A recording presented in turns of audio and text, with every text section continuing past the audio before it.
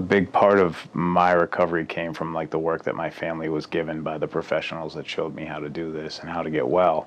I think has been paramount to my experience working here, because if someone didn't tell my mother, like, you're enabling your son and you're continuing to allow him to be sick, I don't know if I'd be here today. They set the path for me, and it was my job to walk it. So that day came where I was being discharged, and I went to a sober house, signed up for 6 months. I can't remember what my first sponsor said to me. He goes, "Keith, you never have to go back to the way you were living before if you keep doing this work." And I was able to rebuild relationships that I didn't think were repairable. And the most powerful one I think I've ever had was with my sister. When I made the amends to her, we cried and we laughed, and, I owned everything that I had done. And she looked at me and she said, "What you can do to make it right is be the godfather to my daughter." And I thought she was crazy. I said, "I'm the crazy one.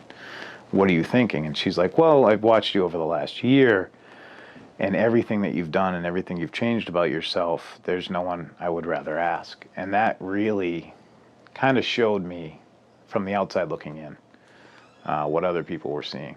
It's something else to be given a responsibility like that when for the last 10 years, all I cared about was taking and never being able to give back to anybody.